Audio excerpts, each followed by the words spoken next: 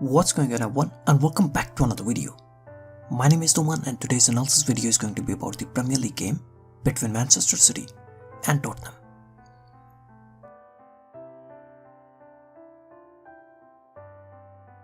So Man City lined up in their normal 4-3-3 formation, which often shifted to 2-3-5 with possession. Kevin De Bruyne and Gundogan moved up to attack the half spaces, while the fullbacks replaced them in the midfield and at times played as inverted fullbacks.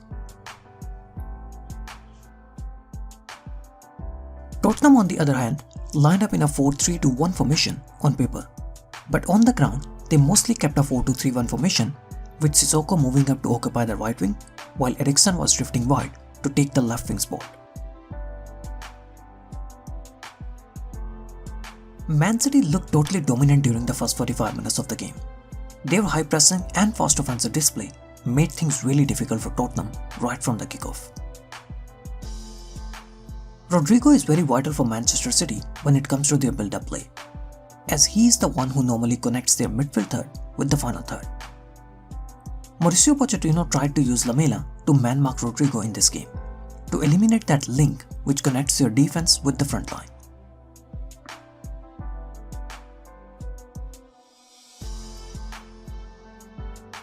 Since Rodrigo was tightly marked, so Zinchenko often dropped in the midfield to help Manchester City in the build-up phase.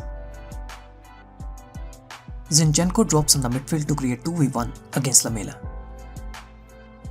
Lamela, who was given the instructions to keep a tight marking on Rodrigo, leaves Zinchenko totally free, and Zinchenko now does the work of Rodrigo. Zinchenko tries to use the space and time to play the pass for Sterling behind the high Tottenham line. Lamela is once again closely following Rodri, so Zinchenko moves in the midfield to replace Rodri. Zinchenko once again moves to the midfield and Eriksen tries to cover him, and that leaves the wide left channel totally open for Laporte to pick Sterling. Zinchenko's inner position forced Eriksen to move in, and that created the passing lane for Laporte to pick Sterling. See the frustration of Lamela as he was doing his job of marking Rodrigo, but the build-up play was still not affected. Raheem Sterling delivers a cross to the far post where Man City had the numbers advantage, but Sanchez did a very good job of defending the cross.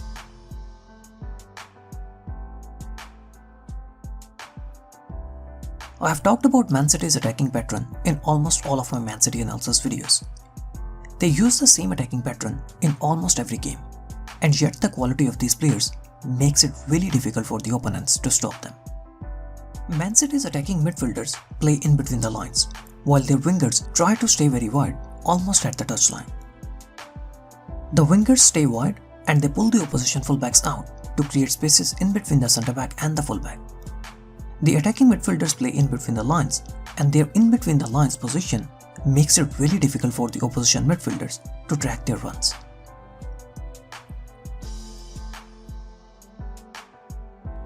So this is from the game against Liverpool. We can see how Bernardo Silva is staying wide and he is pulling the fullback out to create space for De Bruyne's run. And we saw a repetition of this same attacking pattern in this game as well. See the position of Kevin De Bruyne and see the gap between the Tottenham fullback and the midfielder. Danny Rose will step out to cover Bernardo Silva, and now there is no way Eriksen can track Kevin De Bruyne's run, considering the big space that he has to cover. Eriksen can never track De Bruyne's run now, and Danny Rose is left totally helpless with runners on both sides. Same overload, and the Tottenham midfielders are once again not tracking Kevin De Bruyne's run. Eriksen moves out to cover Kyle Walker, and Harry Winks should move in the space to track De Bruyne's run. Kyle Walker to Bernardo Silva, and Bernardo Silva to Kevin De Bruyne in that same space. And Harry Winks is just standing there watching Kevin De Bruyne make the run in the space. And once De Bruyne is in this position, you can't stop him, and the chance of stopping De Bruyne is long gone.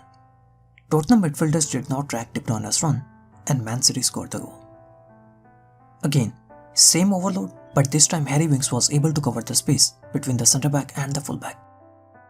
This time Harry Winks has covered the space, and De Bruyne can't make his usual run in the half space. But this is where De Bruyne's intelligence comes into play. Harry Winks moves in the defense, and De Bruyne took a step back and created this space.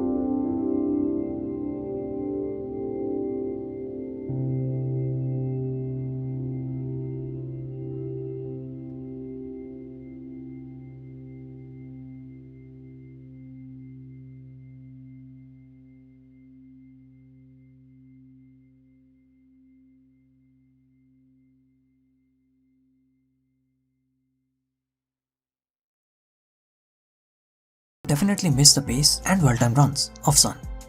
Without him, Tottenham did not have anyone who could have tested Man City's high line.